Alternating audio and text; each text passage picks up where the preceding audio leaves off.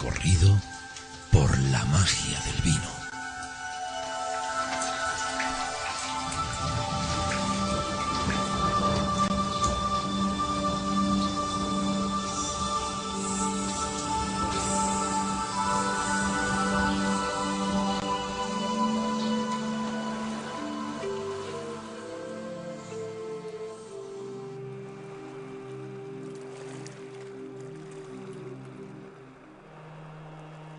La naturaleza humana ha estado desde sus comienzos sedienta de vino, y esto ha provocado que sea una mercancía de valor y en diferentes culturas. Muchas de las grandes culturas del Mediterráneo, así como de Oriente Próximo, reclaman haber inventado ellos mismos el proceso de vinificación, atribuyendo su descubrimiento a un héroe local o a una divinidad agraria, como en el caso de Astarte. Pero el caso es que el comercio y la expansión de algunas culturas e imperios ha hecho que el vino y su cultivo se fuese extendiendo por diversas regiones de la tierra, adoptando nuevos sabores y aromas. El vino, al igual que otros alimentos básicos, aparece en la cultura cargado de simbolismo. El vino aparece en la Biblia, el libro del Génesis, tras el diluvio universal replantado por Noé, del que la tradición judio-cristiana aclama como el inventor del vino. Aunque puede establecerse un paralelismo con Noé y el personaje del poema de Gilgamesh, narración de origen sumerio, denominado Unapish, que igualmente planta viñas tras el diluvio. En las diversas culturas de la tierra existen otras bebidas fermentadas similares, como puede ser la hidromiel y la sidra de los pueblos del norte de Europa. El koumis de Asia Central, los mismos romanos fermentaron higos y dátiles para hacer bebidas alcohólicas. La capacidad adaptativa de la uva en diferentes climas y suelos, su alto rendimiento es una de las frutas que retiene en su interior cantidades de un inusual ácido denominado tartárico, que favorece la acción de las levaduras. Se puede decir que la actual uva es la fruta más recolectada a nivel mundial, siendo el 70% de la misma dedicado a la producción del vino.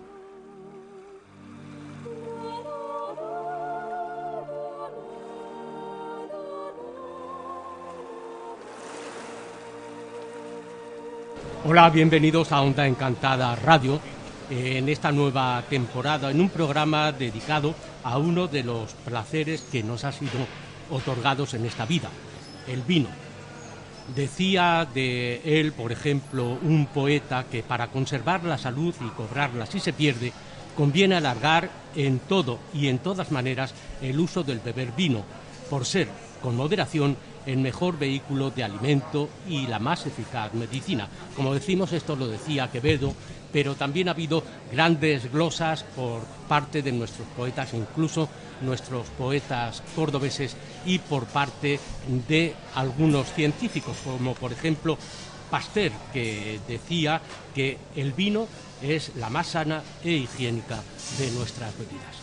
En este programa vamos a hablar del vino de Montilla Moriles y concretamente de la bodega Alvear, una bodega que lleva 200 y pico años siendo uno de los referentes tanto en lo que se llama la crianza del vino fino, del vino oloroso, ahora también con el vino digamos que es para paladares más jóvenes, unos jóvenes a los que hay que introducir en la ingesta de este alimento que es uno de los más sanos, como dicen todos los médicos, y que tiene unos efectos saludables para la salud.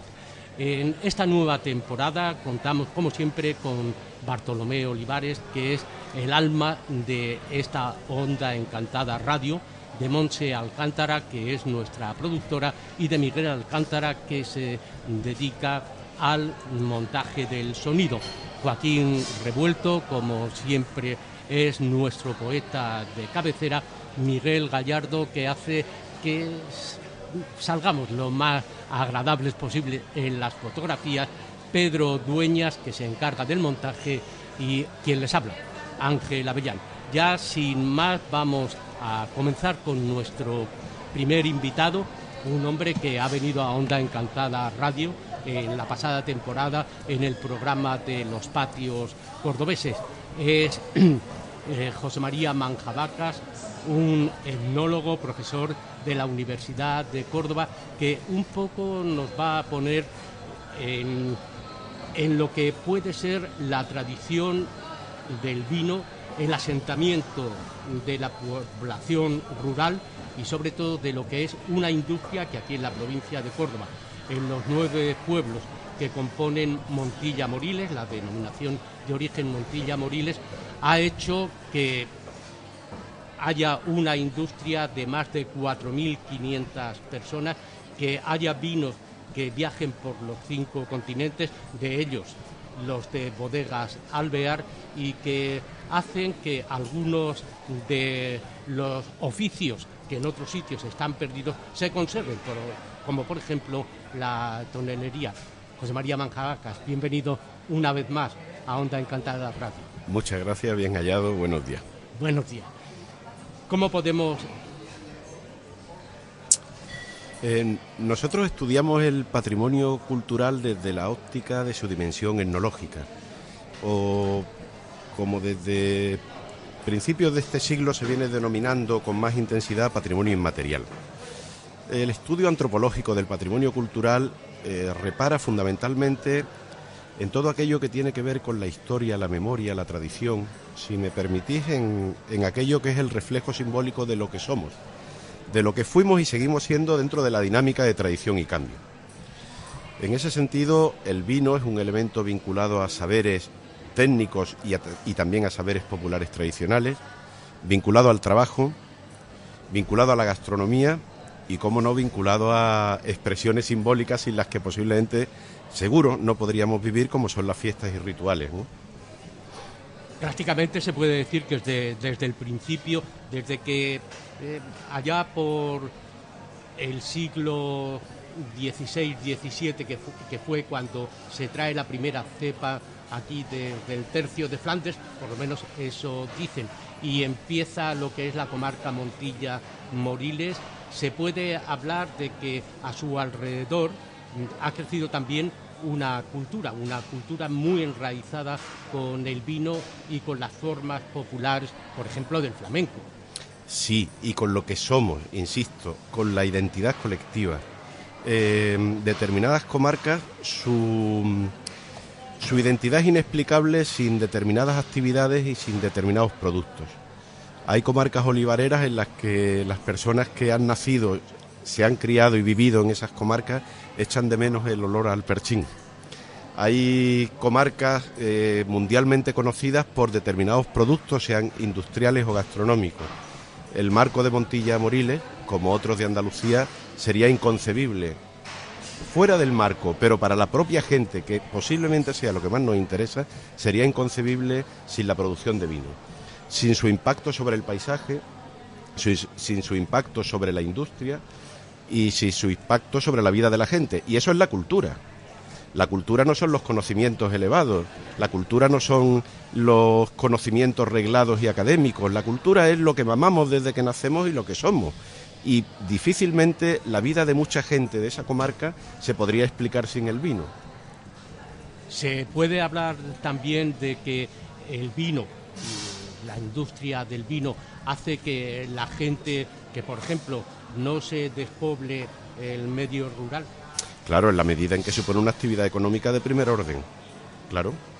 Como afortunadamente la recuperación desde hace años para acá de la producción de aceite, la producción del vino o de otros productos, ha invertido una tendencia que era nefasta en la Andalucía en la Andalucía rural de los años 60, de principios de los 70, que era la emigración masiva. Bueno, no sabemos qué va a ocurrir, ¿verdad? En el periodo que está por venir, según la evolución de los acontecimientos, y en la que vuelve a rebrotar la emigración, además de jóvenes especialmente cualificados. pero sí es cierto que la actividad económica de la Andalucía rural, particularmente la producción vitivinícola de la zona que nos referimos, ha conseguido parar la sangría migratoria y fijar la población a la tierra, que era una de las grandes asignaturas pendientes de la Andalucía contemporánea, una asignatura secular pendiente en Andalucía, ¿no? Y también se puede decir que ha ayudado a otras formas de cultura o a otra cultura con mayúsculas, que es, por ejemplo, el cante. El cante y el toque en Montilla Moriles ha tenido un impacto tremendo. Festivales se han dado de todo tipo en los años 70, en los años 80 sobre todo, con las grandes figuras del cante y del toque, fundamentalmente. El flamenco es inseparable en su propia génesis de los cafés cantantes y es inseparable durante su desarrollo de las tabernas y de los lugares de sociabilidad que tradicionalmente en Andalucía, muy particularmente en Córdoba, en la provincia de Córdoba y más particularmente aún en la comarca de Montilla Moriles, ha pasado por los espacios tradicionales de sociabilidad alrededor del vino, alrededor del cante, en las tabernas y en los centros de reunión, muy mayoritariamente masculinos, ¿verdad? Porque han sido, dentro de la segregación de sexo-género de los espacios de sociabilidad, la taberna ha sido tradicionalmente, la taberna o el casino, según las diferentes clases sociales, ha sido espacio de sociabilización pública eminentemente masculino, ¿no? Pero el flamenco es inseparable del vino. Pero hoy en día se puede decir que la mujer está también en la taberna, en el bar, con el vino como lugar de encuentro. Afortunadamente, aunque tampoco sabemos por cuánto tiempo, con perdón de la expresión, por el camino que lleva la burra, ¿verdad? Pero, hombre, una de las grandes conquistas de nuestro tiempo, una de las grandes conquistas de la Andalucía y de la España del momento actual, ha sido la incorporación masiva, cada vez en circunstancias de mayor igualdad de condiciones, de la mujer al espacio público. También al flamenco, también a la taberna, también a los espacios públicos de sociabilidad y también al vino. El vino como forma de asentamiento, como forma de entendimiento entre los seres humanos y también como forma de vida. Como forma de vida, como forma de producción, como forma de comercialización y como forma de decirnos verdades, como forma de hacernos amigos, como forma de querernos, ¿no? Que posiblemente, yo creo que la tradición cultural de Andalucía tiene algunos elementos que sería conveniente, ahora se dice poner en valor, ¿no? Digamos recordar. Sí, rescatarlos, ¿verdad? Y ponerlos a la orden del día, sobre todo en un tiempo como el que estamos viviendo. Yo creo que una de las señas identitarias de Andalucía ha sido un sentimiento simbólico de que no somos menos que nadie y la negación simbólica de la inferioridad, estaría bien rescatarlo, y después ha sido aquello de que los pobres en la amistad y aun en la pobreza nos podemos hacer íntimos amigos rescatando fórmulas de ayuda mutua, ¿no? En esos espacios informales de sociabilidad, que insisto, creo que ahora es muy pertinente rescatar, el vino siempre ha estado presente. Y hay que rescatar también una manera de llevarlo otra vez, porque parece ser que en los últimos años, debido a que la publicidad de otras bebidas se ha hecho con el mercado, digamos, sobre todo con el mercado joven, habría que atraer hasta esta cultura a la juventud. Yo pienso que sí, con consideraciones obvias que todos tenemos en la cabeza, y además creo que incluso los propios poderes públicos y los medios de comunicación, a la hora de difundir los rituales festivos andaluces, deben huir de algo que se está haciendo desde hace 15 o 20 años de una manera creo que improcedente, que es cosificar, por ejemplo, las romerías andaluzas alrededor de un determinado modelo concreto de romería. Me estoy refiriendo a la romería del Rocío.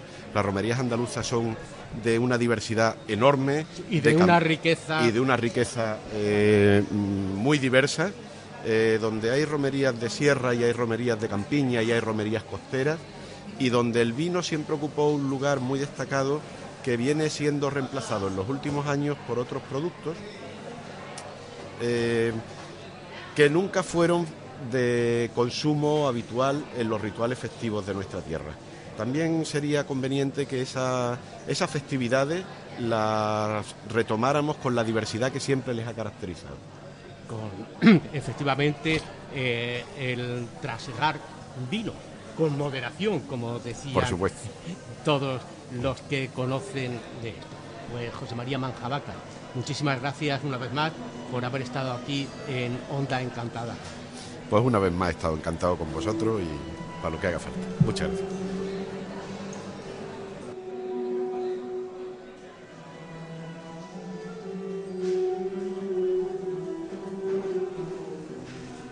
De la época musulmana proviene el nombre de Montilla, anterior a la castellanización de la terminación illa, del árabe que denomina grupos humanos en toda su extensión, como agrupación, barrio, pueblo, ciudad. Aparentemente la zona estuvo poco poblada y lindaba con las coras de Cabra y Córdoba. Desde el Paleolítico inferior se conocen restos de ocupaciones humanas en Montilla, como lo atestiguan los útiles sobre lascas y bifaces encontrados. La presencia de restos arqueológicos como una estatua de Diana cazadora o de las vías romanas hacen pensar que hubiera un núcleo hispano-romano. En Montilla, quizás, fue donde se ubica Munda, que Julio César y los republicanos librasen la célebre batalla en el 45 a.C., aunque no existe total certeza. Su proximidad a la vía de Córdoba, Málagas y otras secundarias dan testimonios de que el lugar estaba habitado y había una intensa actividad agrícola. De fecha anterior a estos son los restos de poblamientos tartesios y íberos hallados en el recinto del castillo.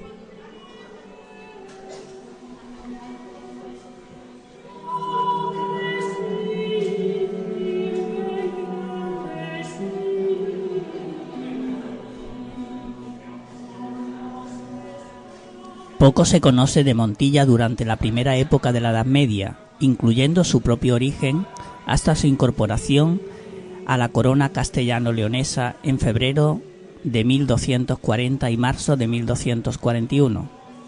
En 1257 pasó a depender de Gonzalo Yáñez d'Ovinal, a quien Alfonso X el Sabio concedió el señorío de la villa y Castillo de Aguilar, del que dependería Montilla hasta 1343.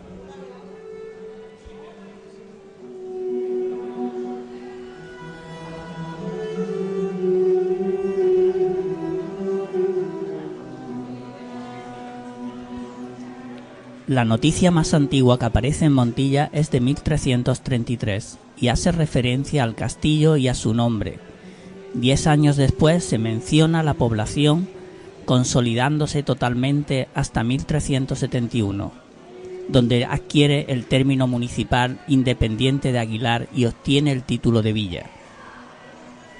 Así se encuentra en este lugar la Casa del Inca, del siglo XVI, casa donde vivió y escribió parte de su obra el Inca Garcilaso de la Vega, entre 1561 y 1591. Casa oratorio de San Juan de Ávila y ermita y casa de museo donde vivió y escribió su obra y murió.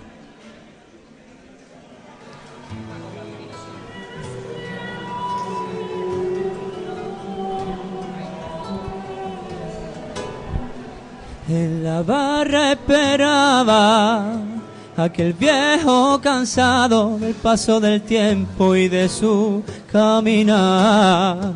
En la barra esperaba y un fandango cantaba para esa cordobesa que siempre soñaba con enamorar. Desde hace más de 20 años sirve el mejor vino de nuestra ciudad y se reúne con amigos que siempre le llenan la barra del bar. Historias de viejas palabras, de risas y penas mezcladas, que le hace pasar una vida siempre sonriente día tras día. Esta copla te dedica a tu nieto al oído tan solo por verte esta noche reír, pa' que entiendas que pa' mí el mejor de los abuelos vive en Santa Marina y nunca perderá las ganas de vivir. Y en la Fuenseca está ese tabernero que tiene más arte, orgullo y salero. Artista de grande, artista el mejor consejero. Artista de grande, artista que supo querernos a todos por igual. Y que me dio a una mamá que no me deja solo, te cuida y te quiere. Que pase lo que pase, estará contigo a tu vera pa' siempre.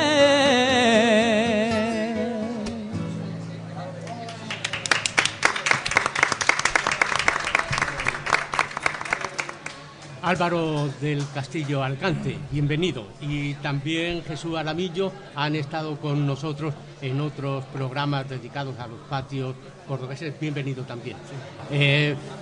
Estáis aquí, has hecho referencia a una taberna que se acaba de reinaugurar en la Fuenseca, en el centro histórico de Córdoba, dedicada o que es sede de una peña flamenca, la Peña Flamenca El Merengue, un hombre que todo el mundo conoce aquí en Córdoba capital y en todas partes del mundo, porque es un hombre que desde los años 60, en que empezó en el Zoco de Córdoba, ha sido acompañante oficial en el concurso nacional de cante flamenco de Córdoba y, como decimos, ha estado prácticamente en los 5 continentes acompañando a los grandes del cante.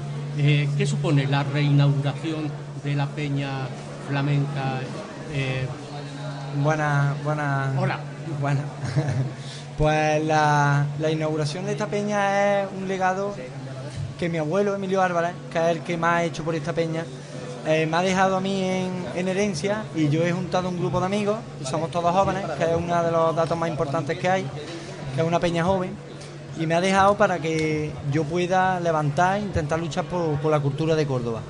Mi abuelo la cogió en el 88-89 aproximadamente, pero la peña lleva abierta unos 150 años, que es la taberna en sí.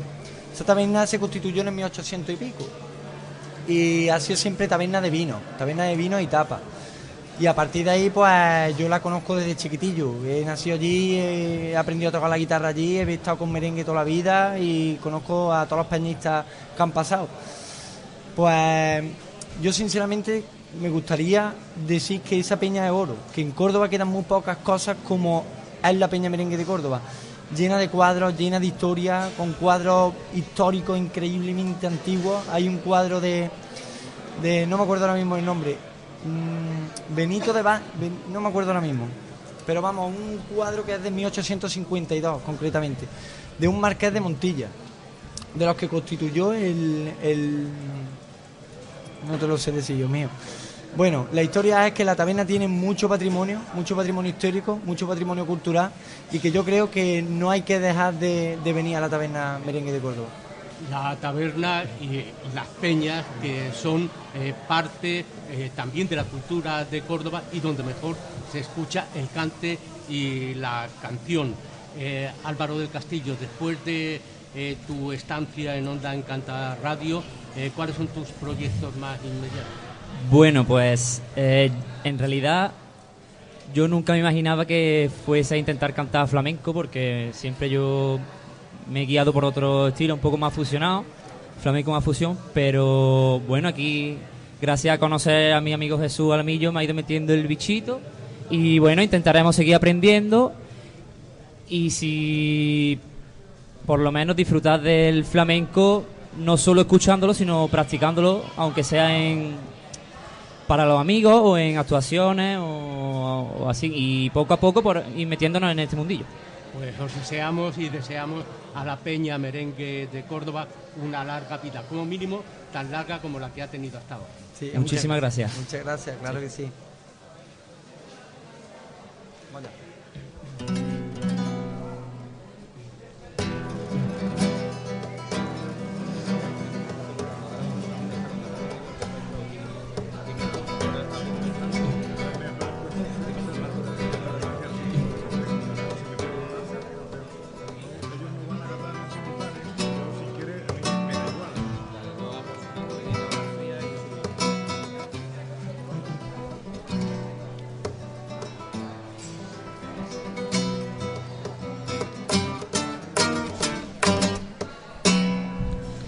no me importa lo que digan esa gente. Yo no hago caso a lo que piensen mis amigos, porque yo la quiero así y ella está dentro de mí. Y me duele no tenerla aquí conmigo. Y sé que dicen que lo mío es de locura, es que yo he sido para ella una aventura. Cuántas veces yo sentí en voz baja hablar de mí y está loco, y es que ya no tiene cura. Y es loco, porque lo dice la gente, a mí me llaman el loco y no viene nadie a verme. Soy un cuadro de tristeza pegadito a la pared. A veces quiero estar solo, no quiero que nadie me hable. Prefiero vivir la vida como un péndulo en el aire. A veces quiero estar solo, no quiero que nadie me hable. Prefiero vivir la vida como un péndulo en el aire.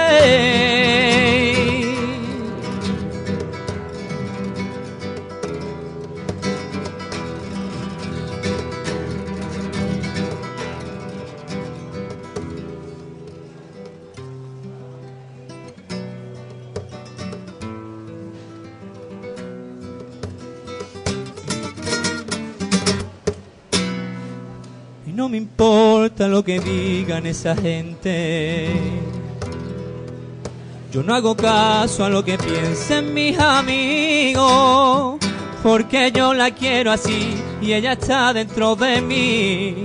Y me duele no tenerla aquí conmigo. Y sé que dicen que lo mío es de locura, es que yo he sido para ella una aventura. Cuántas veces yo sentí en voz baja hablar de mí y está loco, y es que ya no tiene cura. Y es loco, porque lo dice la gente, a mí me llaman el loco y no viene nadie a verme. Soy un cuadro de tristeza pegadito a la pared. A veces quiero estar solo, no quiero que nadie me hable. Prefiero vivir la vida como un péndulo en el aire. A veces quiero estar solo, no quiero que nadie me hable. Prefiero vivir la vida como un péndulo en el aire. A veces quiero estar solo, no quiero que nadie me hable. Prefiero vivir la vida como un péndulo en el aire.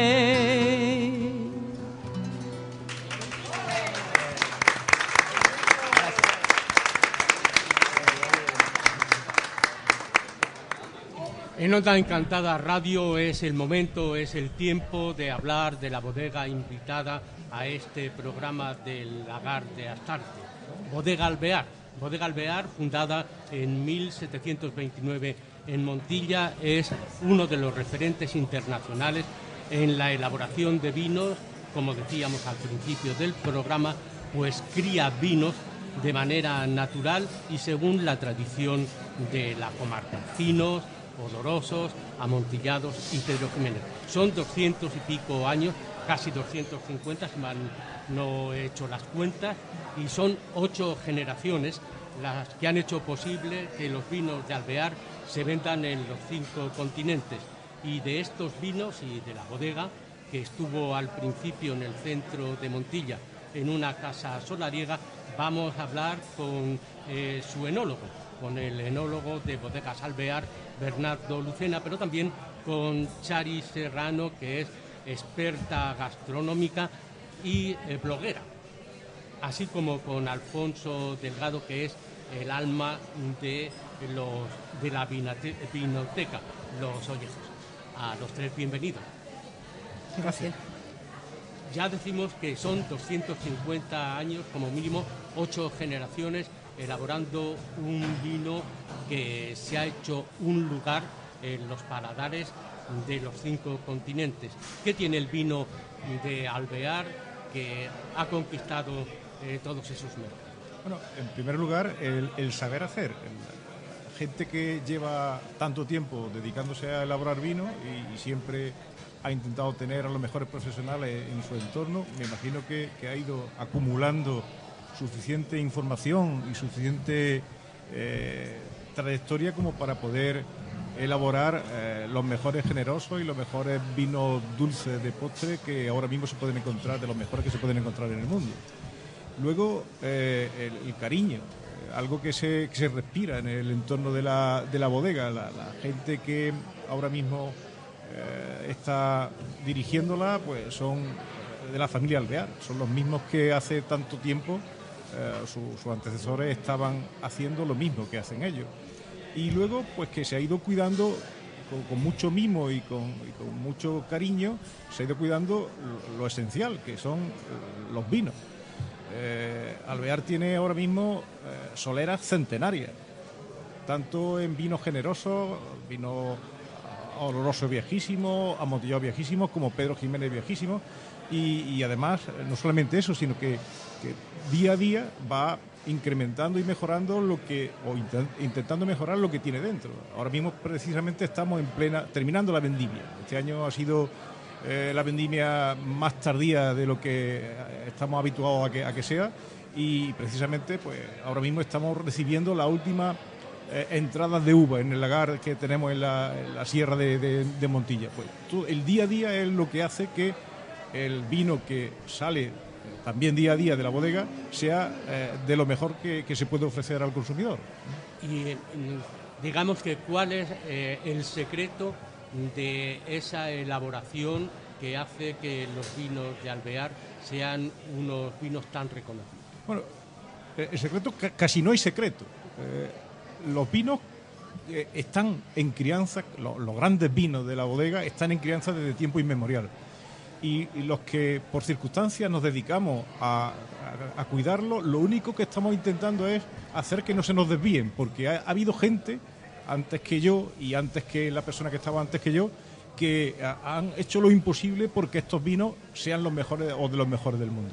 Entonces, mi obligación y la obligación de la gente que trabaja conmigo, de mi equipo, es precisamente el que no se desvíen, mantener algo que hemos heredado, en el sentido no patrimonial, pero sí en el sentido cultural y enológico, y que lo que tenemos que hacer es intentar mejorarlo. Es muy difícil, pero lo intentamos día a día, ¿no? La gran virtud de los vinos olorosos, de los vinos, son que tienen una crianza natural, que no tienen ningún tipo de azúcar añadido, que es un azúcar natural. Efectivamente, hay dos vertientes en el mundo de los vinos generosos y de postre de Montilla, Moriles y de Bodega Alvear. Uno que se trabaja prácticamente el 100% con la uva Pedro Jiménez. La uva Pedro Jiménez tiene unas virtudes que nunca debemos de dejar de señalar, que es que son uvas muy agradecidas. Dan en condiciones normales de madurez, y si el año no viene mal, dan unos mostos, se obtienen de ella unos mostos que tienen una cantidad de azúcar tan alto que cuando fermenta se consigue de manera natural al menos 15 grados de alcohol. 15 grados de alcohol significa que el vino, como tú acabas de decir hace un momento, el vino fino, el vino que se consume en la mayor parte y que la bodega vende en su mayor parte, el vino es totalmente natural, no tiene alcohol añadido.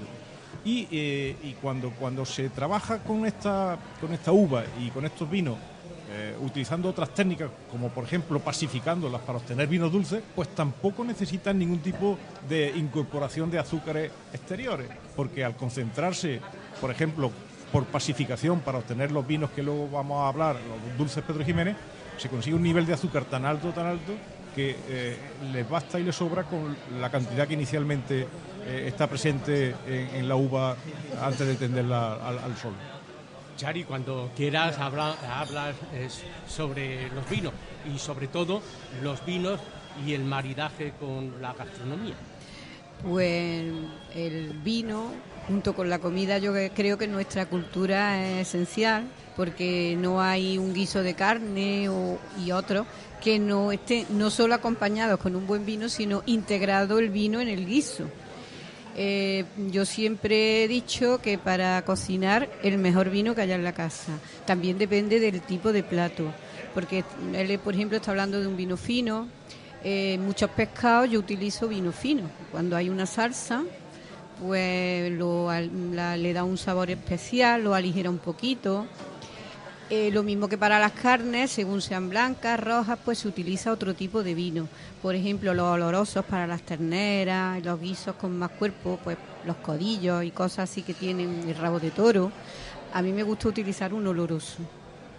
Y para un pollo, una carne así más pavo, en fin, una carne, pues un vino, digamos, mediano, un amontillado, en fin, eso ya va a gusto de cada uno. Pero también en verdura yo utilizo vinos. Por ejemplo, yo hago unos pimientos rellenos de tortilla y le hago una reducción de Pedro Ximénez que está exquisita, porque además yo creo que hoy día en cocina las reducciones Pedro Ximénez a nivel de grandes chefs están al orden del día, se hace muchísimo. Hace una reducción, lo que él ha dicho, el Pedro Ximénez de Alvear pues tiene un dulzor natural característico que haciéndolo en reducción lo pone en un biberón y después terminan los platos de una forma espectacular, dándole no solamente la vista que le da, sino ese sabor que tiene, que es inconfundible. ¿Y qué vino hay para cada momento de Alvear? Alvear, como tú has dicho antes muy bien, es una bodega tradicional. No obstante, hay que ser consciente de que el consumo del vino no siempre se mantiene con los mismos parámetros. Entonces, por ejemplo, desde el año 1983, yo llevo en la bodega 23 años y pico, pero ya antes que yo estuviese trabajando ahí, se empezó a trabajar con un vino joven. ¿Qué se pretendía con el vino joven que hasta ese momento no se había elaborado en la zona? Pues se pretendía precisamente poner a disposición de gente. Marqués de la Sierra. Efectivamente, el vino joven Marqués de la Sierra. Se llama desde 1983, se llama Marqués de la Sierra. Pues se pretendía poner a disposición de gente que no son consumidores habituales de vinos generosos, que tienen más cuerpo, tienen más alcohol, pues poner a disposición de gente que no está habituada a tomar estos tipos de vino, algo ligero, fácil de beber, suave, sin una cantidad importante de alcohol. Antes he dicho que para los vinos generosos se necesita un alcohol base importante. Bueno, este vino tiene 11 grados y medio, por ejemplo. Otros años tiene... Además es un vino del año. Precisamente esta mañana hemos estado catando ya el Marqués de la Sierra del año 2013. El que tenemos aquí delante es del año 2012. Este vino se renueva año a año, precisamente buscando este tipo de virtud, que es la juventud, la ligereza, el grado alcohólico no muy alto y la facilidad para beber. Un vino seco y que gusta sobre todo a las personas que no son consumidores habituales del vino.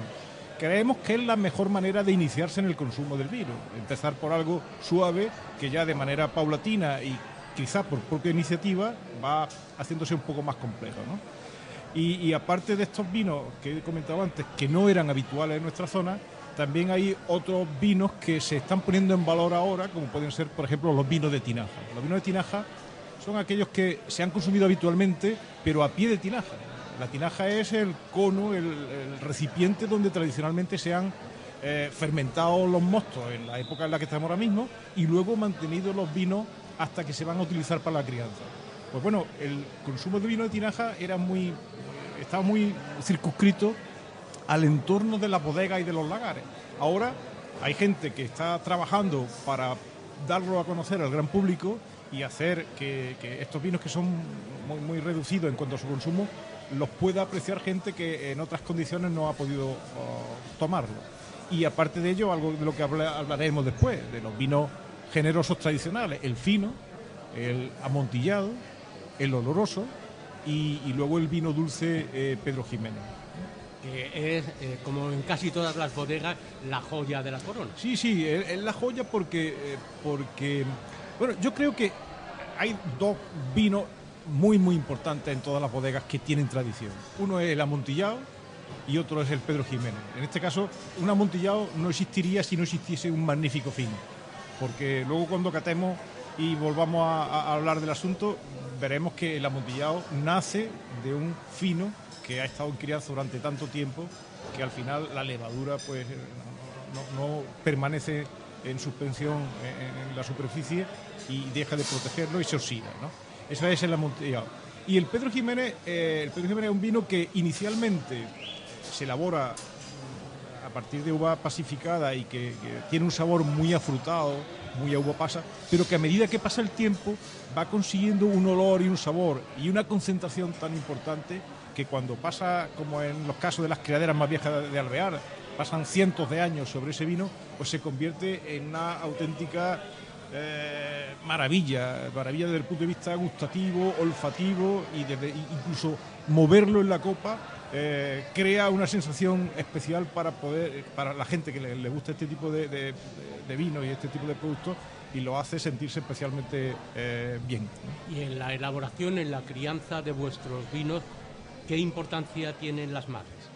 Sí, no existirían buenos vinos ni en bodegas Alvear ni en ninguna otra bodega si antes que nosotros, los que nos dedicamos ahora mismo a conservarlo y a mantener el nivel, no hubiese habido gente que se preocupase de conseguir que la levadura, en este caso, en el caso de los vinos finos, que es la capa de microorganismos que nada sobre los vinos, en la superficie de los mismos, y le da este sabor especial, pues esta capa de levadura hay que conservarla de año a año.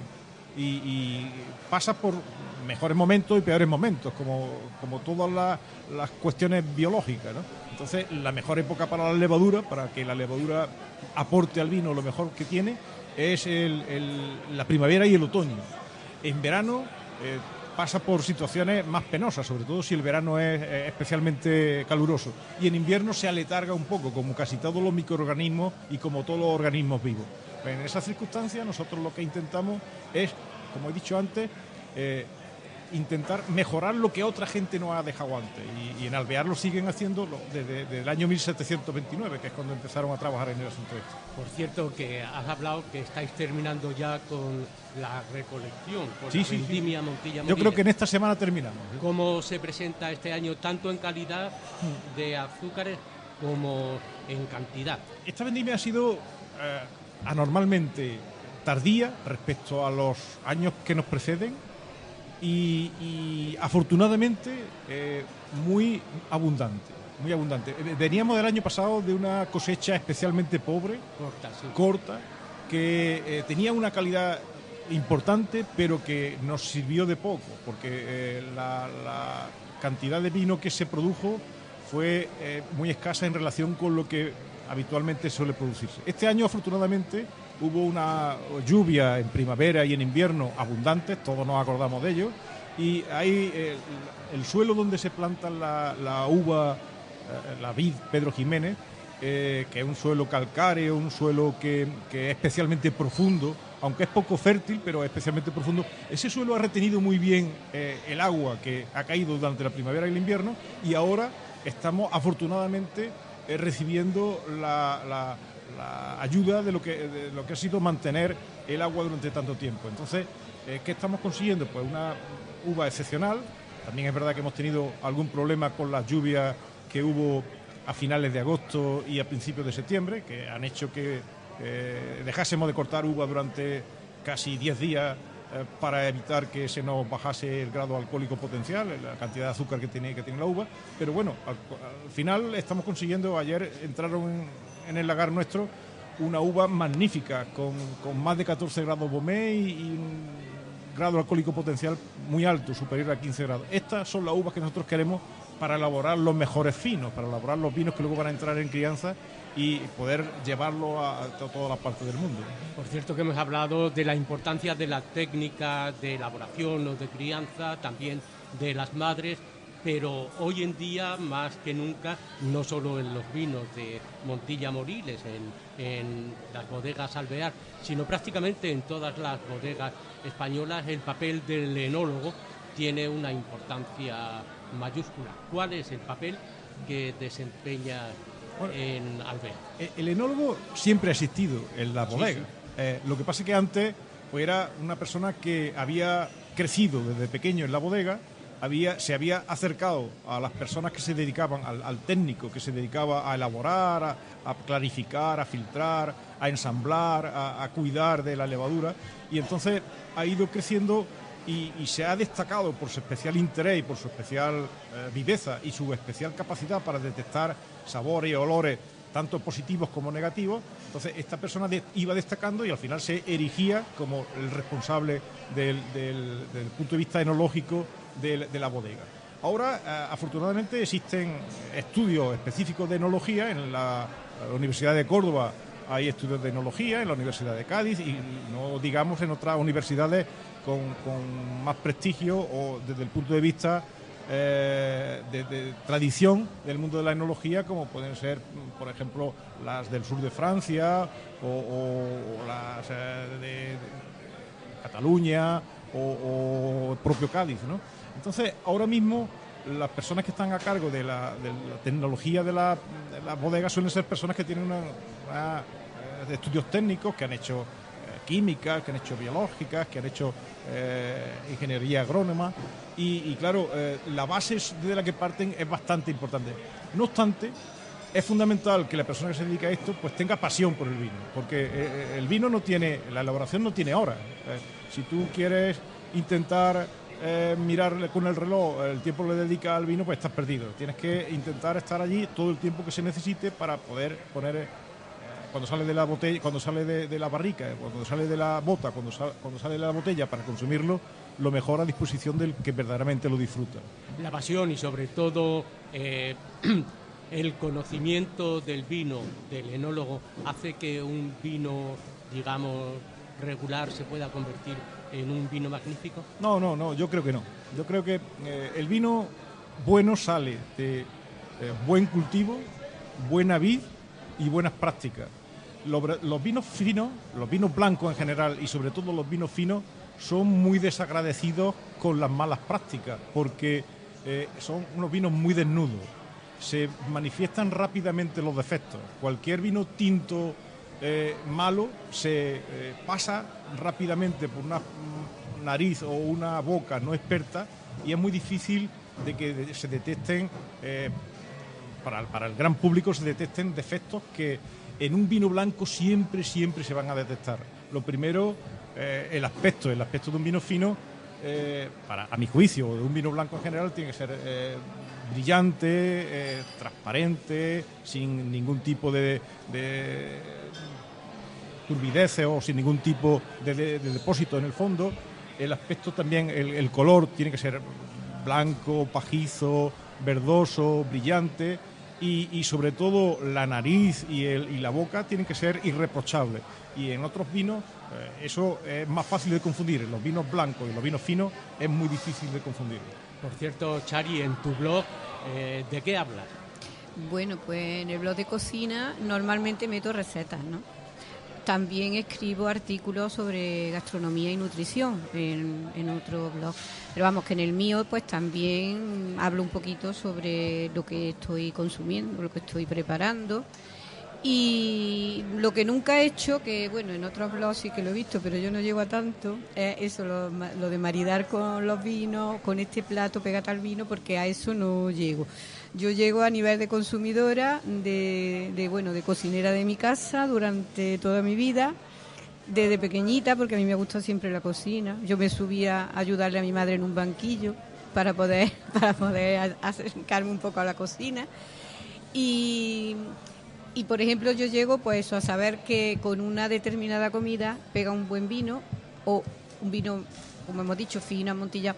Lo que sí es verdad que siempre ha dicho, eso es muy fácil. Los blancos con el pescado y los tintos con la carne.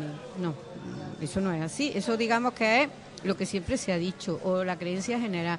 En eso tú vas, dentro de que yo no sepa de vino, porque no lo sé, sí sé de mi paladar, ¿no? Cuando pruebo un vino, eso sí lo sé, como él ha dicho, efectivamente, tú pruebas un vino blanco y le encuentras unos matices que con un tinto, un Rioja, a lo mejor pues te pasan desapercibidos.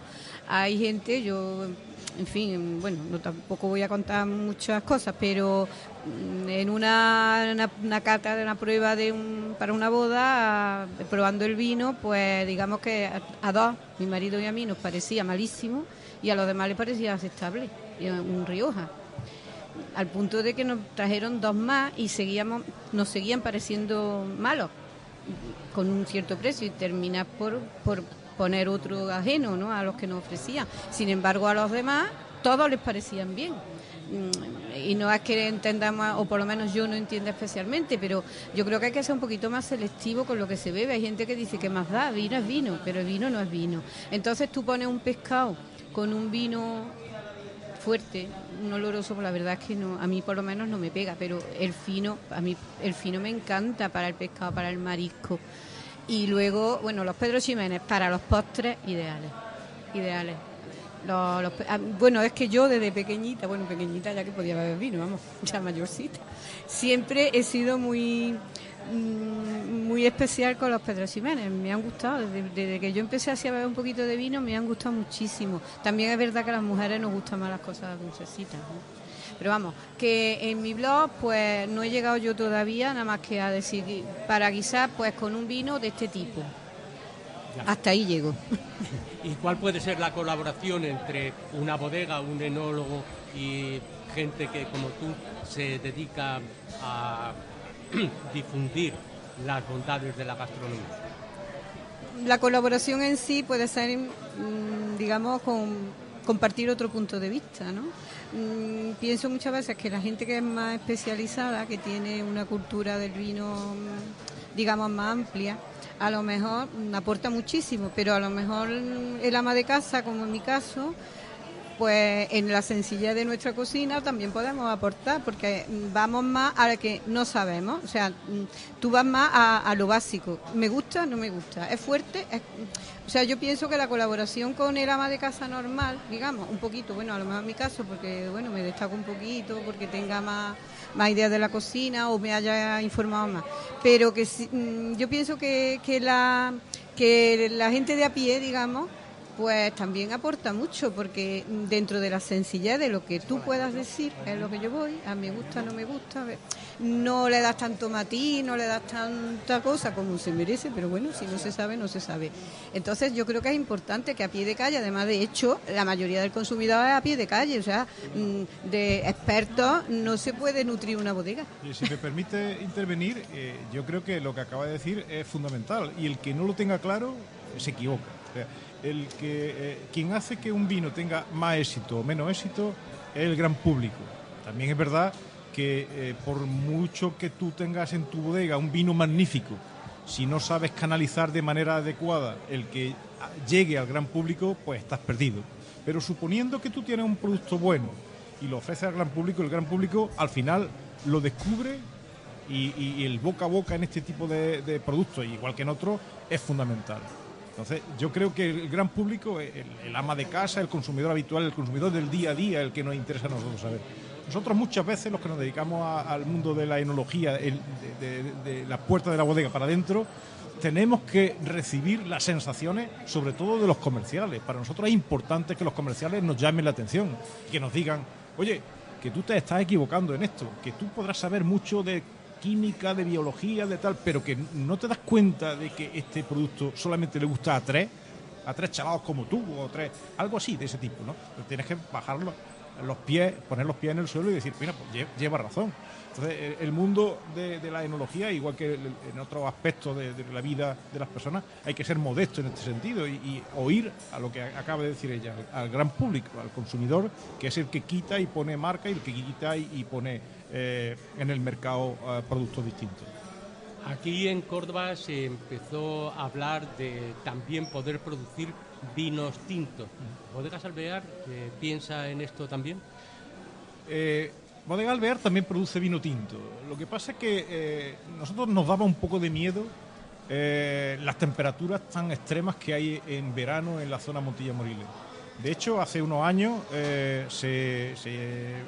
aprovechando una reconversión que hubo en la zona, se arrancaron cepas de vino blanco, Pedro Ximénez y otras, fundamentalmente, y otro tipo de variedades, pero fundamentalmente Pedro Ximénez, y de hecho hay entre 2.000 y 3.000 hectáreas, creo, de uva o de vid que da vino tinto. Creemos que está en el extremo, que la cepa puede estar soportando el calor del verano en la zona nuestra. Entonces, nosotros elaboramos vino tinto, pero nos hemos ido a un sitio que es ligeramente más apropiado, según nuestro criterio, para elaborar vino tinto, que es en Extremadura.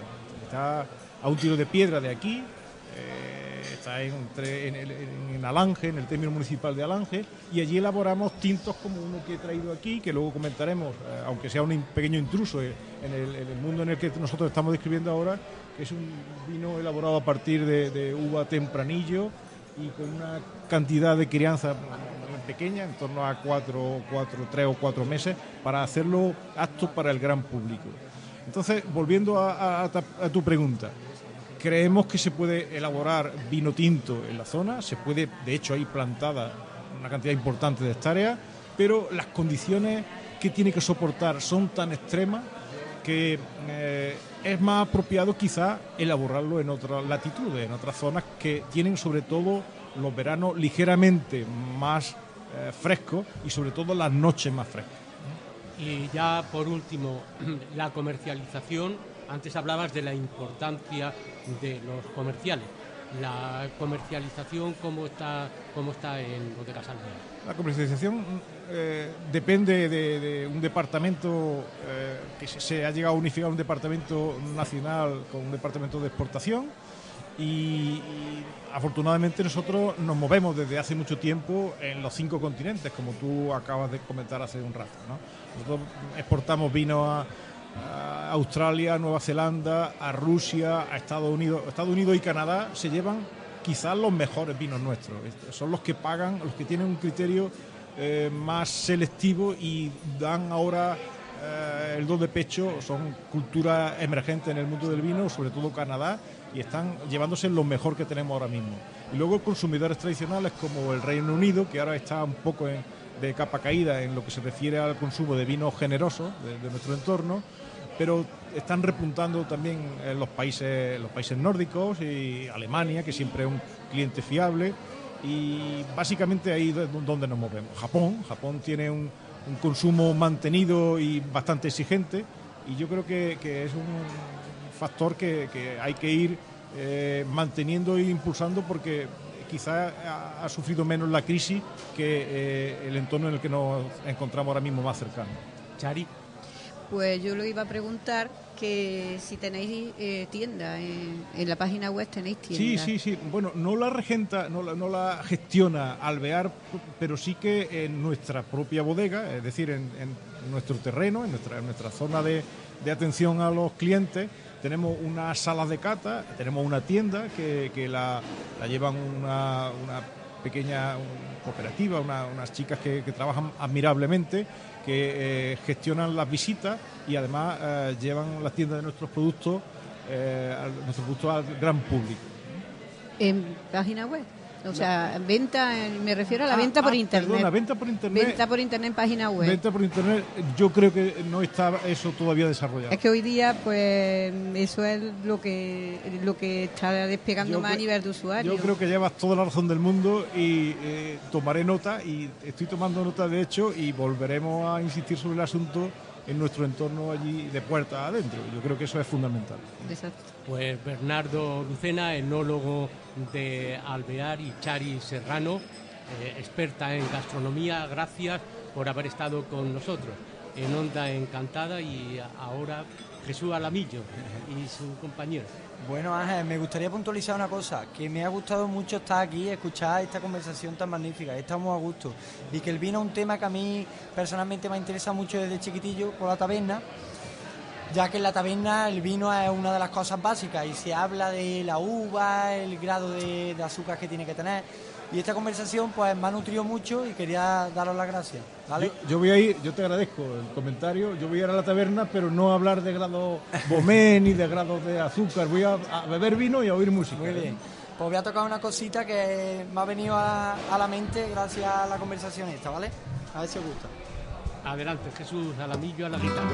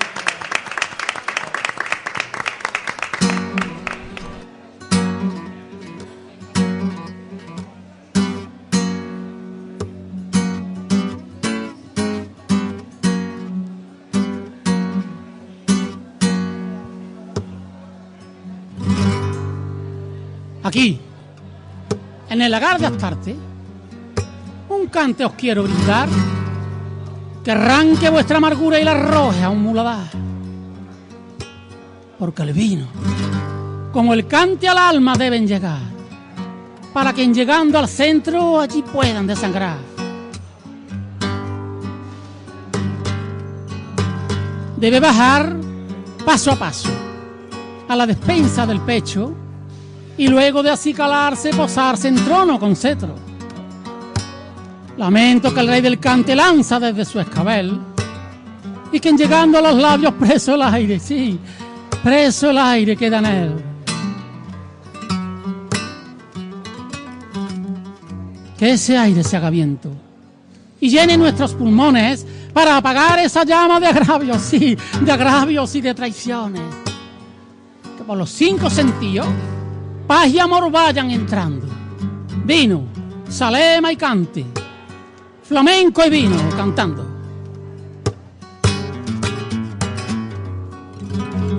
Y en cuantito el vino cante, serranas o petaneras, nos llegarán los efluvios que mamó de madre tierra. Desde hace ya medio siglo, en Córdoba cada hora nos recuerda Juan Serrano, que siempre, sí, siempre flamenco y vino caminaron de la mano. Que venga ya el niño Trena, también niño Churumbaque, y el vino de los Ollejos, que es de alvear y con empaque. Que el vino mismo se ufana, si Trenas con su guitarra se arranca por alegría, y con su voz que desgarra, Churumbá que pone al vino, redondo por soleá, solera por siguirilla y profundo por tonar. Vino que baila la copa, si suena una bulería, y Jesús la está cantando, con trena en la judería. Por fandangos de Lucena, el vino emite destellos, cual velón que tras la reja va alumbrando, negro celo. Vino, cante y ambrosía, que hace erizar los cabellos a ese oriental que ha venido de visita a Andalucía.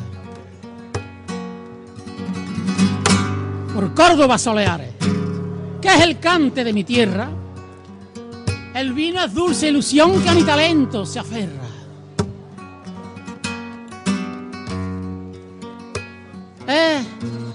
Es cual bendición de un Dios que ahuyenta nuestra agonía y al corazón fortalece para que no pierda alegría. El vino es también silencio de quien consigo confiesa, mientras el duende del flamenco va entrándole por las venas. Por eso, sí, por eso bebamos todos, compartiendo la emoción de ver que habita el flamenco y el vino en el corazón. Aquí, en el Lagar de Astarte, santuario de hermandad, brindemos con nuestros vinos por esa gente sensible de gran generosidad que han logrado que el flamenco sea patrimonio intangible de toda la humanidad.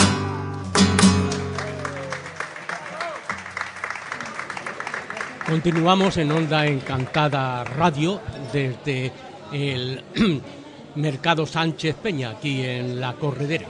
Vamos a hablar y vamos a hacer una cata.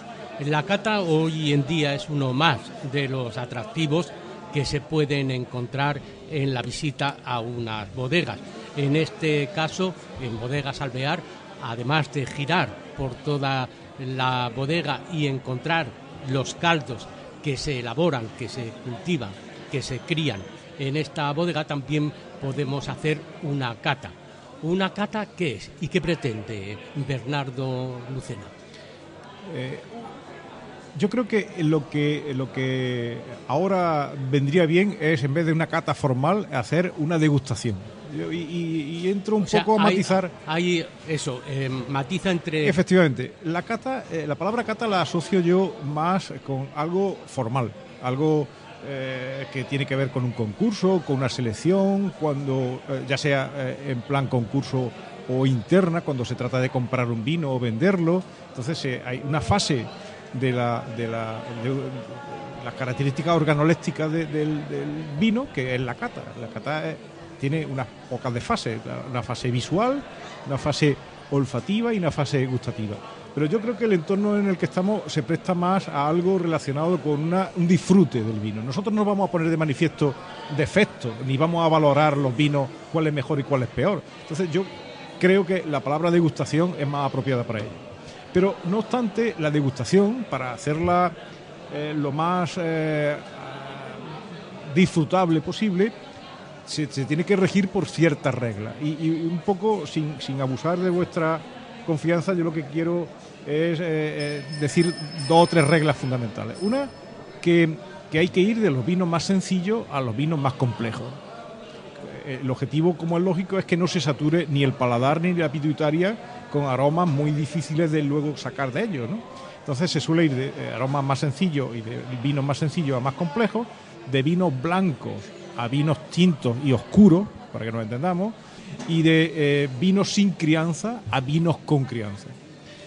Siempre, como es lógico, hay excepciones, y quizá hoy vamos a tener alguna excepción. Ya la comentaré cuando lleguemos, ¿eh? Pero en definitiva se trata de eso, de ir de más sencillo a más complejo. Y sobre todo ir de seco, en el mundo de la enología, seco significa sin azúcar, a dulce.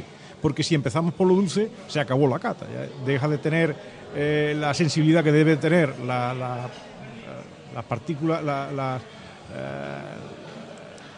en la boca, y entonces empieza a aparecer gusto distintos a los que nosotros queríamos resaltar. Es como si te tomas algo muy dulce y luego tomas algo no dulce. Pues lo que tomas después está condicionado por lo dulce que has tomado antes.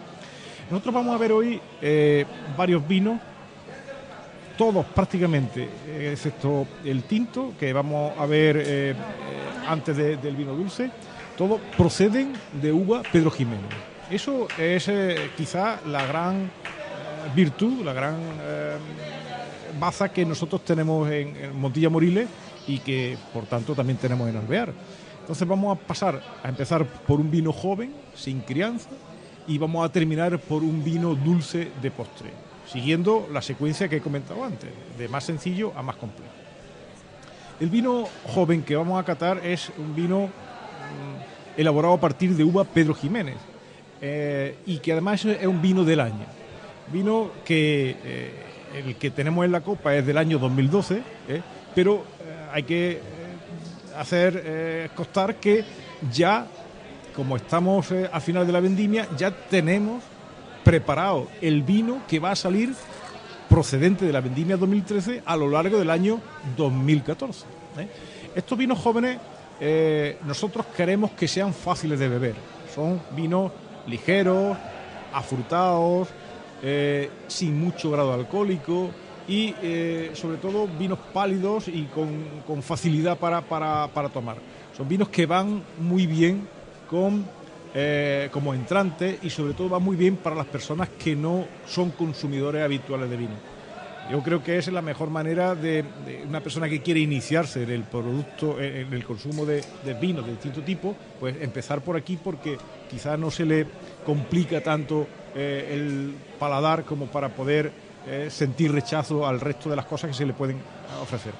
En este caso estamos tomando Marqués de la Sierra, que es el vino que desde el año 1983 elabora Alvear y que en la vendimia 2012 nosotros elaboramos 100% con uva Pedro Ximénez. Claro, he dicho antes que la uva Pedro Ximénez se caracteriza porque tiene una cantidad de alcohol potencial muy alto, es decir, tiene mucho azúcar y cuando fermenta pues da un nivel de alcohol muy alto. Para evitar que eso ocurra con los vinos jóvenes, lo que hacemos es adelantar la vendimia de manera que la uva no está totalmente madura y que por tanto no tiene tanto azúcar como para que al fermentar se obtengan los 15 grados que, por ejemplo, nosotros buscamos cuando vamos a obtener vino para elaborar vinos finos. En este caso, lo que hicimos es, quizás en los primeros días de la vendimia, pues revisar una parcela de viña especialmente jugosa, con una cantidad de jugo de mosto por kilo de uva interesante, y la prensamos y obtuvimos un mosto ligero, afrutado, muy sabroso, con una cantidad de ácido natural suficientemente alta como para que se pudiese obtener, una vez fermentado, un vino con un nivel de acidez que seamos capaces de notar, y fermentamos y lo ponemos en el mercado en los próximos 2 o 3 meses desde que se elabora. Eso es muy importante. Hay que hacer constar que este vino no tiene crianza. Está mantenido en depósitos de acero inoxidable, de manera que no toca la madera para nada. Es un poco distinto, un poco en el sentido de elaboración, totalmente distinto a todo lo que vamos a ver posteriormente, que son vinos con crianza en madera de roble, normalmente roble americano. Si podéis, aunque es difícil transmitir estas cosas a través de la radio, si cogéis la copa y la hacéis mover ligeramente, os dais cuenta de que es un vino muy ligero, que se mueve en el vidrio, se mueve de una manera muy fácil, dejando un pequeño halo de lágrimas, que en este caso lo provoca la presencia de glicerina y la pequeña cantidad de alcohol. El aspecto es transparente, de color amarillo pajizo, con algún tono verdoso. Es muy importante ponerlo sobre un fondo blanco, porque si lo ponemos sobre un fondo oscuro, el fondo transmite, como es lógico, algunos de los aspectos que a lo mejor no podemos apreciar si no utilizamos un fondo blanco. A la nariz es un vino muy ligero, muy suave, muy fácil de apreciar, y sobre todo que no crea rechazo a la nariz. Muchas veces los vinos generosos de mucho grado y de mucha vejez repelen a la gente que no son entendidas. Aquí lo que pretendemos es todo lo contrario, que sea agradable y que incite a echárselo a la boca. La fase olfativa es la segunda, después de la fase visual, y por tanto es importante que antes de echárnoslo a la boca, pues le demos un movimiento ligero a la copa y intentemos captar lo que hay. Aquí lo que hay es tono suave de uva Pedro Ximénez. Nosotros somos conscientes de que no tenemos variedades aromáticas, no tenemos ni Sauvignon Blanc, ni Chardonnay, ni tenemos Moscatel en este vino. Podríamos tenerlo, pero no lo tenemos. Entonces lo que buscamos es algo que sea fácil de beber, algo suave y fácil de beber. Si lo echamos a la boca, en el primer ataque lo que notamos es la frutosidad, la ligera acidez, que no es sino algo que nosotros queremos poner de manifiesto. Estos vinos, como no tienen crianza, tienen que tener otro atractivo que no sea la crianza. Y ese atractivo es la frutosidad en boca. Y son vinos que casan perfectamente con cualquier tapa, cualquier entremés que no sea muy potente. Este vino no se puede tomar, por ejemplo, no se debe tomar con callo, no se debe tomar con un embutido fuerte, se debe tomar con algo tipo ensaladilla, algo que sea más suave. Para tapas más consistentes y comida más consistente tenemos los vinos que vamos a comentar a continuación. ¿Bien? En definitiva, resumiendo, vino joven, afrutado, sin crianza, del año. Tenemos que intentar consumir el vino procedente de la vendimia anterior al año en el que estamos, y muy fácil de beber y con capacidad para tomarnos varias copas sin miedo a pensar en que vamos a tener algún problema de dolor de cabeza o algo de eso.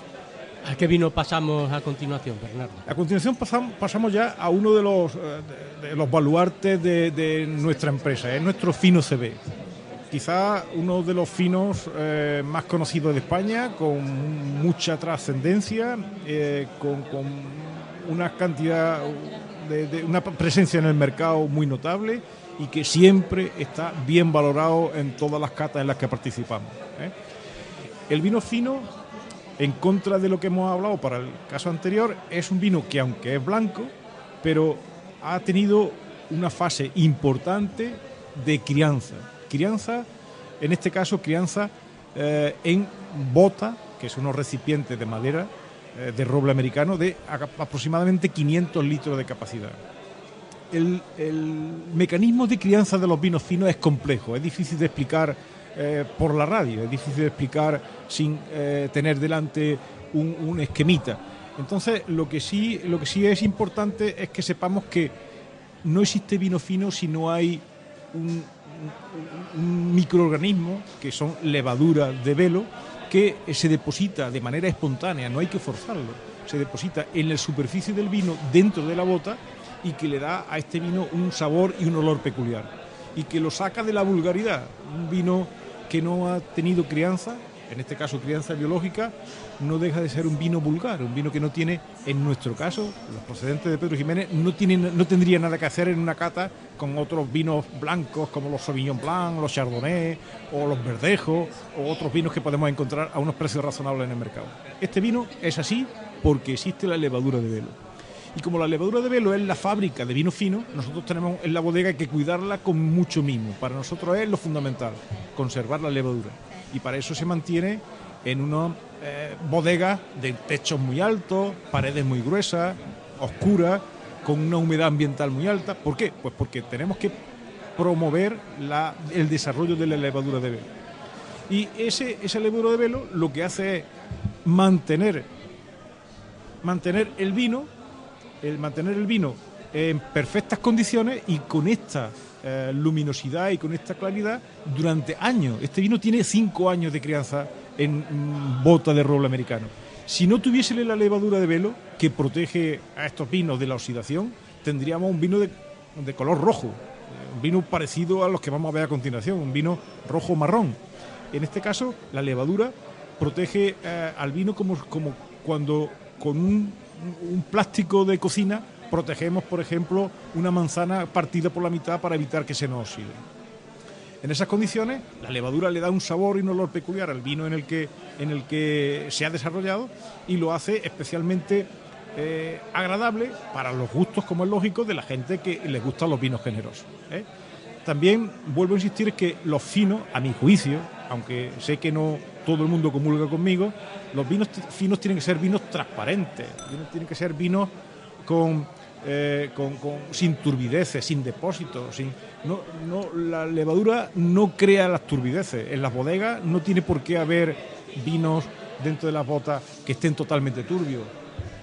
Lo que hay que intentar es que el vino huela y sepa bien. En este caso, lo que podemos apreciar, por tanto, es un vino de color amarillo pajizo, con algún tono verdoso, y a la nariz, sobre todo, aparte de la suavidad que tiene, lo que aparece son notas de levadura. Yo no sé cómo transmitir a las personas que no me están acompañando con una copa en la mano lo que es la levadura, pero en este caso, para que nos sintamos un poco familiarizados, a pan, a migas de pan, de las de antiguo, de las panaderías antiguas, ¿no? Hay que tener en cuenta que la levadura es la que le transmite a este vino su olor y sabor peculiar. Un vino con aroma penetrante y sobre todo cuando se disfruta verdaderamente es a la boca. En boca es cuando el vino fino se manifiesta como verdaderamente como lo que es un milagro de la elaboración enológica. Es un vino que va con todo. Yo tengo que comentar que todos los días como fuera de casa y todos los días como con vino fino, desde el principio hasta el final de la comida.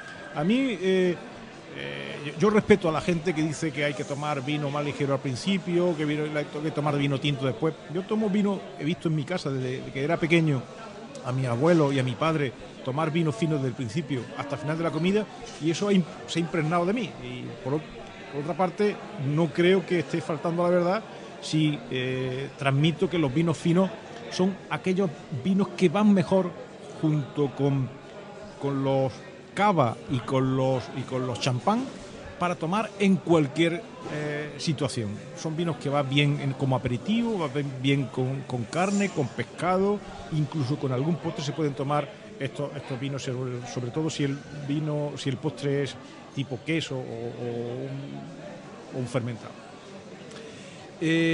También tengo que decir que son vinos que van muy bien cuando se quiere acompañar comida especialmente dificultosas para acompañar con vino. Por ejemplo, espárragos. Los espárragos crean unos problemas terribles para la gente que tiene que programar una comida. Pues los espárragos, el vino fino les mantiene el tipo perfectamente. Las alcachofas, que son algo que siempre crea problemas en la gastronomía, pues también es un vino muy apropiado para tomar con platos en los que destaque la alcachofa. Y algo también muy importante, con platos en los que participe el vinagre. El vinagre y vino están reñidos porque son la batalla permanente en el mundo de la enología y de la gastronomía. Pues bien, gazpacho, salmorejo, tanto consumido en nuestra tierra durante mucho tiempo, ensalada, todos los productos, la comida que lleve algo de vinagre, el único vino que a mi juicio encuentra suficiente nicho en ello es el vino fino. Se nota que soy un defensor de la ultranza del vino fino, pero no tengo más remedio que decirlo. Es algo que vivo y que siento. Aparte de este vino que es tu preferido, de sí, todas, ¿a qué vino pasamos ahora? Vamos a pasar ahora a un amontillado. El amontillado, que nos lo van a servir en un momento, es un vino, el hermano mayor del vino fino. O sea, no existe amontillado si no existiese fino. ¿Por qué? Pues porque el amontillado es un vino fino, muy hecho, con mucho tiempo de crianza, y ese tiempo de crianza ha servido para que a la levadura le falte la comida, porque se ha comido todo lo que había en el vino fino sobre el que ha vivido. En el momento que eso ocurre, la levadura deja de reproducirse en la superficie del vino, deja de reproducirse y lo deja sin protección desde el punto de vista de oxidación.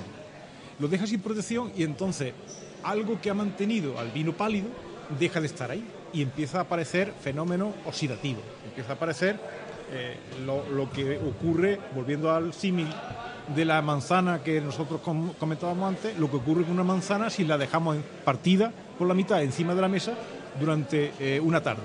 Empiezan a aparecer tonos marrones, tonos pardos, tonos ámbar, y eso es lo que le ocurre a los vinos finos cuando dejan de tener la protección de la levadura de leva.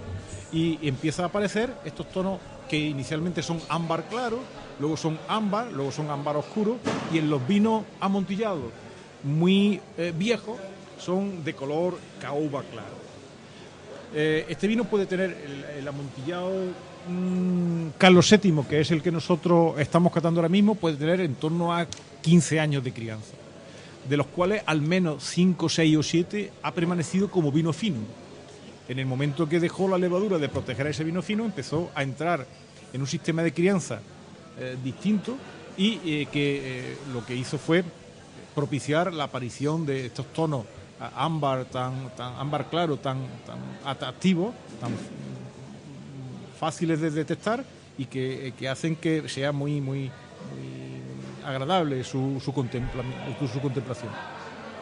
A la nariz vemos que está un poquito caliente, pero bueno, es que tenemos un octubre especialmente cálido en este año. Pero a la nariz vemos que aparecen aromas que no estaban presentes en el vino que antes hemos consumido. ¿Por qué? Pues porque ya aparecen aromas de oxidación, aparecen aromas a fruto seco que estaban presentes de manera leve en el fino, que en este caso no lo he notado y por eso no lo he comentado, pero que aquí sí que están presentes. Aromas de fruto seco tipo almendra, avellana, efectivamente, incluso algo de nuez, pero muy lejano.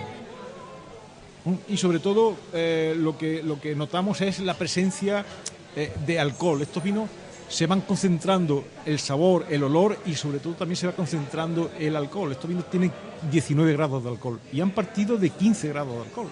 O sea, el paso del tiempo hace que a través de la madera de la bota, de la madera de roble americano, se evapora, se transmite más el agua que el alcohol. El agua es una molécula más pequeñita y el alcohol es una molécula un poquito más grande. Entonces se transmite y se van concentrando con el paso del tiempo.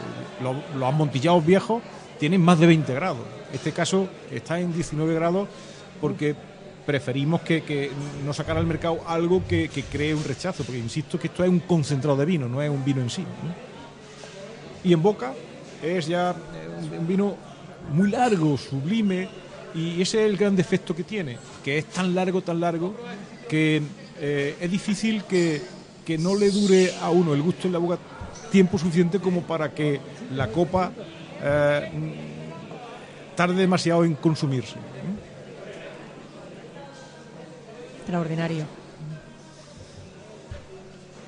Y este es uno de los amontillados jóvenes de los que nosotros tenemos en la bodega.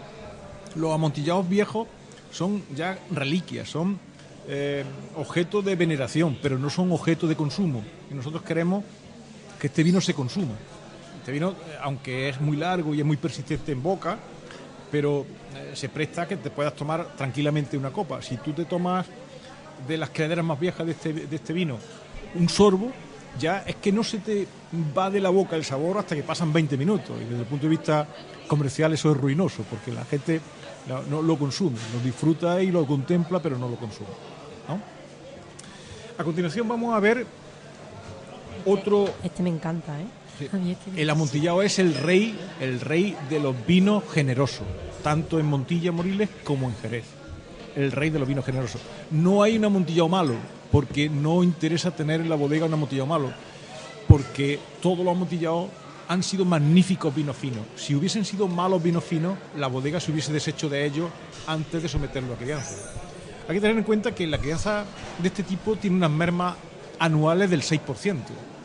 Y esas mermas son fundamentalmente de agua. Por eso decía antes que esto es un concentrado de vino. Es un vino que tú lo metes en una bota y el año que viene tiene un 94%.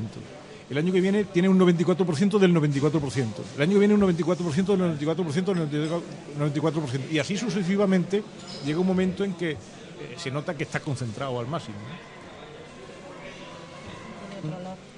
A continuación vamos a ver el oloroso. El olor se percibe enseguida. El oloroso es un vino que lleva un sistema de crianza distinto al fino y al amontillado, porque desde el principio queremos que tenga una singularidad y sea, por tanto, distinto. ¿Qué hacemos para que este vino sea singular? Pues desde que entra en crianza, nosotros le añadimos alcohol.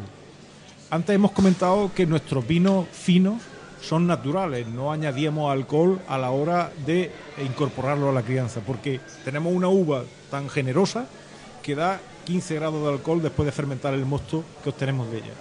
En este caso sí que le añadimos alcohol hasta 18 grados. ¿Por qué? Pues porque queremos que no se desarrolle la levadura de velo. Queremos crear un producto distinto y para eso le hacemos la vida imposible a la levadura. ¿Qué hacemos? Pues ponerle 18 grados de alcohol porque le molesta a la levadura, no la mata, pero le molesta, y en vez de llenar las botas hasta la mitad, como se hace en la crianza de fino para dejar espacio vital a la levadura, lo que hacemos es llenar la bota hasta arriba y no dejamos que viva, no hay espacio para que viva. En esas condiciones el vino empieza a subir color desde el comienzo de la crianza.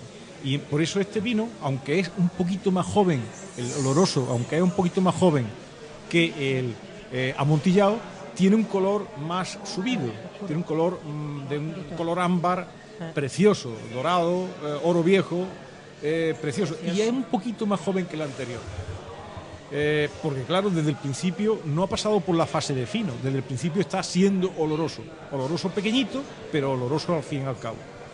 En esas condiciones, después de 12 años aproximadamente, se obtiene el oloroso Asunción, que es la botella que estamos catando, una de las marcas insignes de la bodega Alvear. Tiene un olor distinto. Aquí aparece, a mí me recuerda una fruta, me recuerda ligeramente el pomelo, sí, la cáscara de pomelo, ¿sí? Los olorosos son unos vinos muy exóticos. Sí, muy exóticos. Y el aspecto, como he dicho antes, es fundamental. Es transparente, translúcido, sin ningún tipo de depósito. Este vino no está, yo no quiero entrar en tecnicismo, pero no está ni clarificado, ni pasado por frío. Este vino está ligeramente filtrado, procedente de la bota, para que no aparezca ningún trozo de madera procedente de la bota, ni ninguna partícula de polvo, y directamente a la botella. Y así es como se consume. Es verdad que tiene una pequeña cantidad de Pedro Jiménez, que hace que tenga en nariz el recuerdo de la uva pasa, y sobre todo en boca lo notaréis perfectamente. Por eso este vino, aunque es más chiquito que el anterior desde el punto de vista enológico, lo estamos catando posteriormente, porque tiene una pequeña cantidad de azúcar que hace que, si hubiésemos catado el amontillado después, nos hubiese chocado un poco. Entonces esta es la pequeña excepción que hemos hecho a el paso de vino más sencillo a más complejo.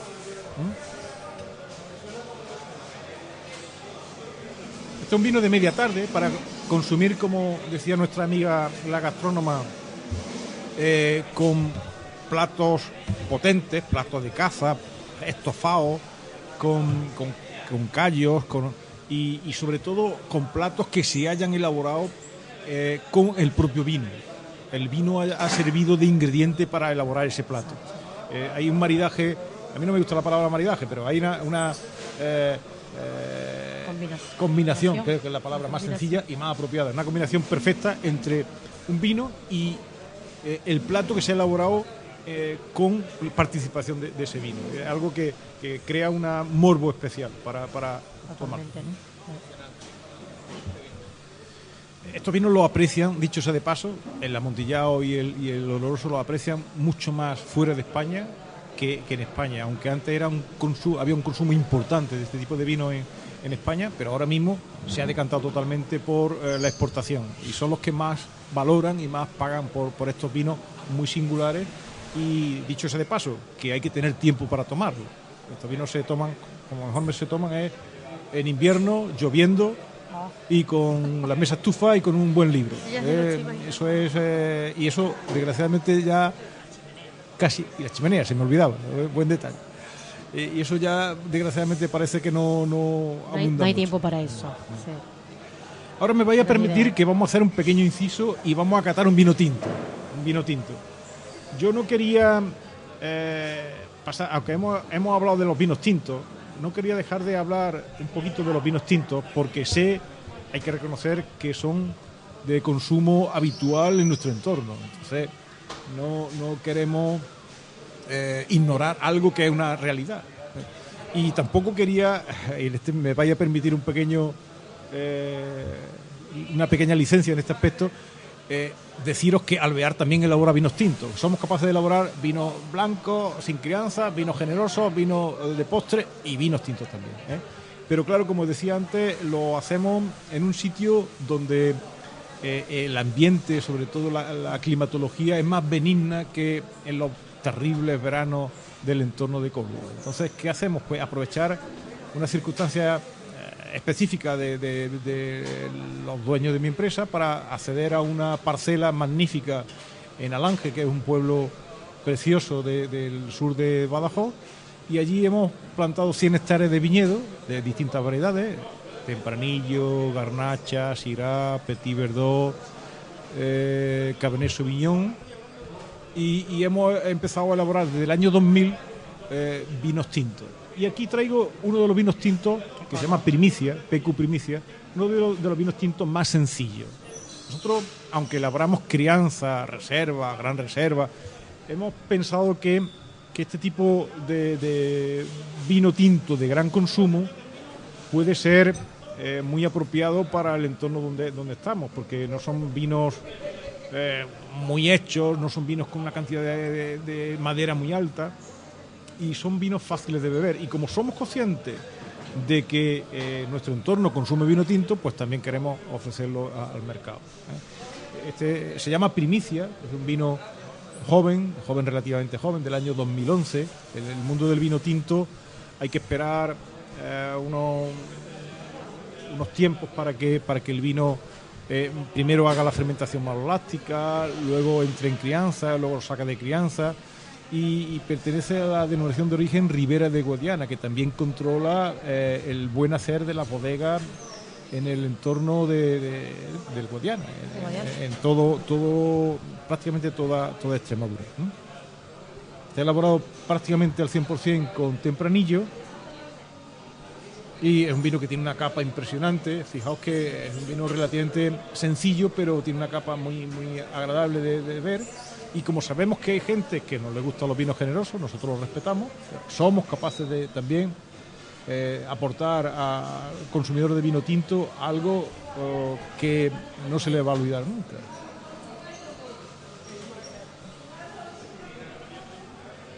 En boca es muy afrutado, perfectamente compatible con cualquier tipo, como decía nuestra amiga la gastrónoma, con cualquier tipo de pescado, aunque sea un sacrilegio para alguna gente que son muy puristas, pero también se puede tomar con mucho éxito con cualquier tipo de entremés, carne, y con cualquier tipo de plato que sea consistente. Y como sé que hay poco tiempo, vamos a pasar directamente entonces al vino de postre, al colofón de nuestra cata, el vino Pedro Ximénez. Pedro Ximénez, dulce, se llama así como es lógico, porque igual que el vino joven Marqués de la Sierra, igual que el fino CB, igual que el amontillado Carlos VII y que el oloroso Asunción, pues procede de uva Pedro Ximénez. En este caso, con la pequeña pero el gran detalle de que se elabora a partir de uva Pedro Ximénez que tendemos al sol durante el mes de final de agosto, principio de septiembre, durante aproximadamente 7 a 10 días. En agosto 7 días y en septiembre 8, 9 o 10 días, en función de si nos adelantamos más o menos en septiembre. ¿Perdón?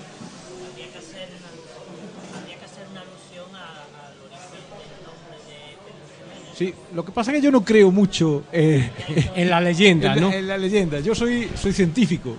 Yo soy científico, pero con alguna reminiscencia humanista. No renuncio a las cuestiones humanistas. Pero me vaya a permitir que me ría de la leyenda de Peter Siemens, ¿no? Porque yo también leo otros orígenes. Peter Siemens decían que trajo, cuando volvió del Rin, del entorno del Rin, trajo en su equipaje, después de andar por media Europa, una espigueta. La espigueta es la parte que se utiliza en los injertos para utilizar un pie ya conformado y existente en el suelo, ¿no? Es una espigueta de una variedad que él creía que era muy apropiada para nuestra zona y que resultó ser luego la que estamos nosotros utilizando en la zona. Peter Siemens luego se convirtió en Pedro Ximénez, ¿no? Pero hay otra gente que dice por ahí que más bien esta uva capaz de soportar la climatología que tenemos nosotros en Córdoba durante el mes de agosto y de septiembre, parece que debe proceder más bien de terreno tipo las Islas Canarias o el sur de Italia. Yo no lo sé, porque es verdad que poco a poco las personas nos acostumbramos a los climas, pues la vegetación también se acostumbra al sitio donde la llevas, ¿no? Entonces es difícil creer que de un sitio donde hace tanto frío y donde hay tan poco sol como Alemania pueda obtenerse algo tan resistente al calor y a la sequía como la variedad Pedro Ximénez. Pero bueno, vamos a dar visos de realidad, visos por realidad esta leyenda, pero efectivamente la palabra Pedro Ximénez va asociada a ese tercio de Flandes o a ese integrante del tercio de Flandes que trajo la espigueta correspondiente o las espiguetas correspondientes. Y comentaba entonces que la grandeza de este vino es que procede de uva pacificada al sol y no en otras circunstancias, porque hay vinos italianos, vinos griegos, vinos de otras latitudes que están pacificados o en la propia vid o en naves donde están habilitados unos sitios para colgar la uva y esperar que se pacifique parcial o totalmente. Nosotros lo hacemos al sol. En el sol los fenómenos internos dentro de la uva son totalmente distintos a los que ocurren en otras circunstancias y se obtiene una pacificación que le da al mosto procedente de la extracción de este tipo de uva, le da un sabor y un olor peculiar. Hay que hacer constar también que la uva pierde la mitad de su peso, es decir, que nosotros tendemos al sol 100 kilos y recogemos 50. Eso hay que valorarlo también. O sea, no se venden duro a 4 pesetas, por utilizar una expresión antigua. Entonces, un Pedro Ximénez tiene que tener un precio. No es posible encontrar un Pedro Ximénez barato en el mercado, porque no puede ser verdad. No puede ser verdad. Si nosotros, para obtener una botella de vino, necesitamos el doble de uva que de un vino normal, no podemos pensar que va a ser más barato que un vino normal. Entonces, lo que quiero resaltar es que el vino Pedro Ximénez está elaborado a partir de uva pasa. Y eso es lo que tenemos que buscar en la nariz del vino. Eso es lo que tenemos que buscar, la uva pasa. Nosotros cuando catemos un vino Pedro Ximénez dulce, tenemos que cerrar los ojos y esta copa es un poco estrecha para apreciar los aromas y otra vez tenemos que organizar una cosa con unas copas más amplias porque se nota la pasa. Y que conste que cuando se nota más la pasa es en el Pedro Ximénez del año. Este Pedro Ximénez que estamos catando, que es el Pedro Ximénez 1927, es quizá el Pedro Ximénez más consumido en España y tiene 5 años de crianza. Durante esos 5 años el vino va complicando su aroma y su sabor, complicándolo desde el punto de vista enológico, pero se va alejando un poquito de la uva pasa de la que procede. ¿Y por qué? Y me diréis, ¿por qué buscáis vosotros esa complejidad en el vino? Pues porque un vino dulce Pedro Ximénez lo puede hacer cualquiera y un vino tipo Pedro Ximénez de 1927 solamente lo puede hacer Alvear y 4 empresas similares que sean capaces de mantener en crianza una cantidad impresionante de vino que en inmovilizado es, desde el punto de vista económico, algo que cuesta trabajo de soportar. Entonces, para poner el producto en el mercado que tiene 5 años de crianza, y si vais a la bodega veréis miles de arrobas, nosotros todavía consumimos y valoramos los vinos por arroba, de vino de este tipo en crianza, pues la verdad es que os daréis cuenta qué es lo que hay detrás de una copa de Perugino. Muchas gracias a Bernardo, que nos ha hablado y nos ha hecho catar los mejores vinos de la bodega Alvear, y a la eficacia de José Antonio Muñoz, de Comercial Sapisa, que es quien nos ha servido estos vinos, esta degustación que nos cata que hemos hecho en este edificio que es del siglo XVI, en la Plaza de la Corredera, la única porticada de Andalucía. Por otra parte, una maravilla, un emblema de Córdoba. Gracias a los dos por habernos acompañado a lo largo de este tiempo en Onda Encantada Radio, y hasta la próxima. Muchas gracias. Y gracias a vosotros, porque la verdad que transmití un sentido de la radio que yo hasta ahora no conocía y que me ha sorprendido y me seguirá sorprendiendo durante mucho tiempo. Muchas gracias. Gracias.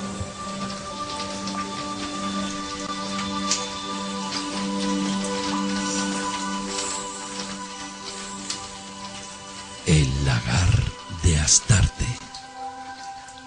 Un recorrido por la magia del vino.